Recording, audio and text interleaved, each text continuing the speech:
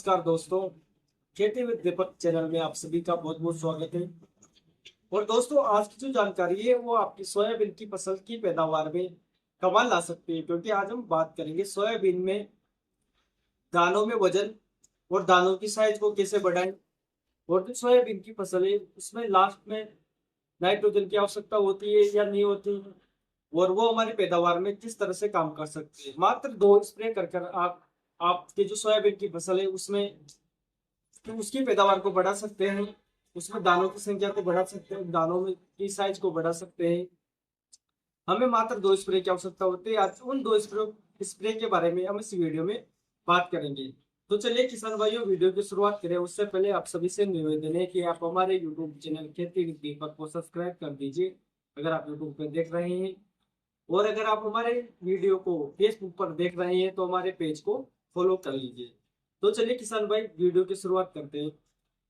तो किसान भाइयों, जो हमारे सोयाबीन की फसल की फूल वाली अवस्था होती है उस समय हम हमारी सोयाबीन की फसल में खाद भी देते हैं, उर्वरक भी देते हैं, स्प्रे भी करते हैं, कीटनाशक का स्प्रे करते हैं, कोली का स्प्रे करते हैं, ताकि हमारी सोयाबीन की फसल में अच्छी तरह से फूल आए, उसकी ग्रोथ अच्छी हो।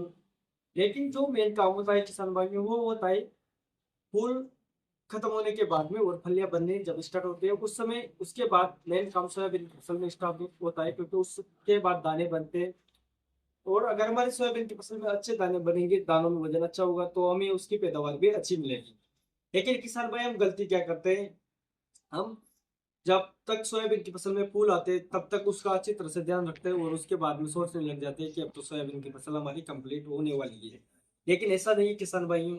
सोयाबीन की फसल में नाइट्रोजन की आवश्यकता जो शुरुआती अवस्था होती है फूल वाली उसमें तो मात्र 20% होती है।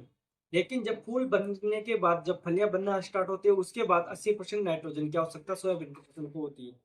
तो हमें लास्ट में भी सोयाबीन की फसल में नाइट्रोजन की पूर्ति करने की आवश्यकता होती है, लेकिन वो हम नहीं कर पाते। तो किसान भाइयों, आज इस वीडियो में मैं आपको 2 स्प्रे बताऊंगा। वो स्प्रे और वो स्प्रे कौन से समय पर आपको करने होते हैं उसके बारे में मैं बताऊंगा, ताकि आप अपने जो सोयाबीन की फसल है उसमें की पैदावार को बढ़ा सके और अधिक मुनाफा कमा सके। तो आप वीडियो को अंत तक देखिए। तो किसान भाइयों, जो पहला जो स्प्रे होता है वो करना होता है हमें 50 से 55 दिन की अवस्था में, और दूसरा स्प्रे करना होता है 70 से 75 दिन की अवस्था में। पहला वाला जो स्प्रे है वो होता है 50 से 55 दिन की अवस्था में, उस समय होती है फलियां बनने वाली होती है। और अगर हम इस स्प्रे को करते हैं तो हमारी जो सोयाबीन की फसल है उसमें फलियां अधिक मात्रा में बनती हैं, फलियां लंबी बनती हैं, और फलियां लंबी बनेंगी तो उनमें दाने भी अधिक होंगे। तो जो हमारी सोयाबीन की फसल होती है 50 से 55 दिन की अवस्था जब उसकी होती है उस समय उसमें नाइट्रोजन की आवश्यकता होती है। तो किसान भाइयों, जब इस समय हम नाइट्रोजन की पूर्ति कैसे कर सकते हैं। एक तो हमारे पास ऑप्शन है कि हम डायरेक्ट यूरिया डालें, और डायरेक्ट यूरिया हम नहीं डालते तो उस समय हम 2% यूरिया का स्प्रे भी कर सकते हैं। 2% यूरिया का स्प्रे आपको किस तरह से करना है, आपको 100 लीटर पानी लेना है और उसमें 2 किलो यूरिया मिलाना है और उसका स्प्रे कर देना है। तो आप इस तरह से अपनी सोयाबीन की फसल में नाइट्रोजन की पूर्ति कर सकते हो। और बात करें हम, अगर आपकी सोयाबीन की फसल में पानी की कमी है तो आप उस समय जो एनपीके खाद आती है उनका भी स्प्रे कर सकते हैं। एनपीके खाद में मैं आपको 3 खाद बता रहा हूँ, तीनों खाद में से आप कोई सी भी खाद का उपयोग कर सकते हैं। पहली जो खाद है वो है पहली जो खाद है वो है 174400। आप इसका उपयोग कर सकते हैं। ये लेनी है आपको 100 लीटर पानी में 1 किलो मिलाकर इसका स्प्रे करना है। दूसरी जो खाद है वो है एनपीके 19 इसको भी आपको 1 किलो लेना है और 100 लीटर पानी में मिलाकर स्प्रे कर देना है।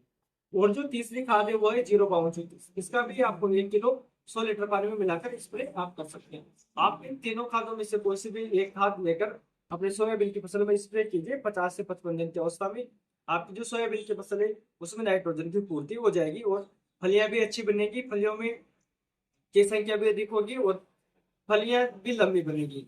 ये तो हुई हमारे पहले स्प्रे की बात। अब बात करते हैं दूसरे स्प्रे की। दूसरा स्प्रे आपको करना है जब अपनी सोयाबीन की फसल 70 से 75 दिन की हो जाए और इस समय सोयाबीन की फसल में दाने बनने की अवस्था आ जाती है और दाने बन रहे होते हैं।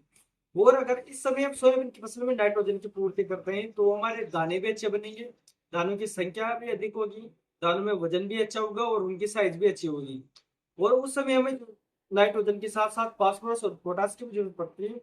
तो जो मैं स्प्रे बता रहा हूँ उसमें आप उपयोग कर इन तीनों चीजों की पूर्ति कर सकते हैं।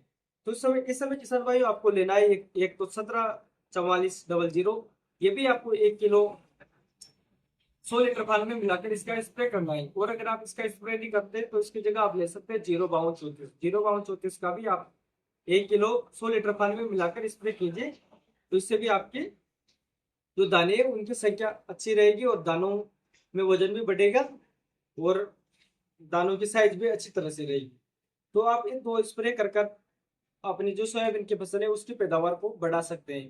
तो किसान भाइयों, आप इन सभी फर्टिलाइजर्स का उपयोग कर अपनी सोयाबीन की फसल में नाइट्रोजन की पूर्ति कर सकते हो। अब बात करें, अगर आपको जरूरत है या फिर सोयाबीन की फसल में इस समय कीटनाशक और फंगिसाइड की भी आवश्यकता है, तो आप इनके साथ में कीटनाशक और फंगिसाइड भी मिला सकते हैं। लेकिन कीटनाशक और फंगिसाइड मिलाते समय आपको एक बात का ध्यान रखना चाहिए कि आप जब भी घोल बनाओ उस समय आप एक कंपेबिलिटी टेस्ट कर लीजिए, ताकि आपको पता लग जाए इनके साथ में कोई रासायनिक क्रिया तो नहीं हो रही है। इस तरह से आप सोयाबीन की फसल में नाइट्रोजन की पूर्ति कर सकते हैं। ये छिड़काव करने से अपनी सोयाबीन की फसल है उसमें प्रोटीन भी अच्छी मात्रा में बनता है, दानों में वजन भी अच्छा बनता है और फलियां भी अच्छी आती है और ये भी बढ़ती है। अब बात करते हैं सोयाबीन की फसल में नाइट्रोजन की। आखिर जब सोयाबीन की फसल में फलियां बन रही होती है उस समय नाइट्रोजन की आवश्यकता होती भी है या नहीं होती है?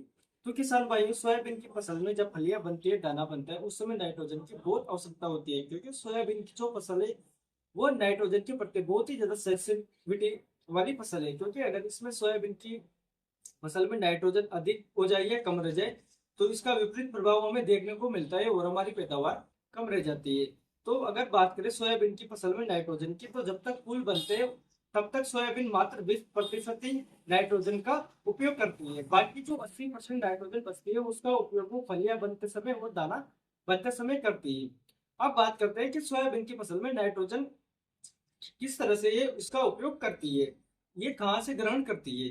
तो जो सोयाबीन की फसल होती है उसमें 75% नाइट्रोजन सोयाबीन अपनी जड़ों में बनी हुई गांठों के माध्यम से हवा के द्वारा करती है, और बाकी जो 25% बचती है वो उर्वरक और मिट्टी से प्राप्त करती है। और इसके अलावा कभी कभी जैसे हम जैविक खाद दे देते हैं तो वो जैविक खाद के माध्यम से भी नाइट्रोजन प्राप्त कर लेती है। कि हमें स्प्रे करते समय किन किन बातों का ध्यान रखना चाहिए। तो सबसे पहले हमें जो स्प्रे करना होता है वो सुबह के समय या शाम के समय करना होता है। और उसके बाद बात करें तो दवाई होती है उसका घोल हमें अच्छी तरह से मिला लेना चाहिए और उसका स्प्रे करते समय पूरे पौधे पर उसका स्प्रे करना चाहिए। और सबसे इम्पोर्टेंट बात, जब भी हम कोई भी दवाई का स्प्रे करें तो उस पर लगा हुआ लेबल अच्छी तरह से पढ़ने के बाद ही हम उसका स्प्रे करें। तो किसान भाइयों, ये हुई हमारे सोयाबीन की फसल में दानों में किस तरह से हम संख्या को बढ़ा सकते हैं, उसमें वजन बढ़ा सकते हैं। तो किसान भाइयों, अगर आप इन सभी का प्रयोग करते हैं तो यकीन मानिए आपकी सोयाबीन की फसल अच्छी पैदावार भी आपको मिलेगी और दानों की संख्या भी अच्छी रहेगी और दानों में वजन भी अच्छा रहेगा। तो किसान भाइयों, अगर आपको हमारी जानकारी अच्छी लगी है तो आप हमारे यूट्यूब चैनल खेती विद दीपक को सब्सक्राइब कीजिए और वीडियो को लाइक कीजिए और इस वीडियो को आपके और भी किसान भाइयों को भेजिए।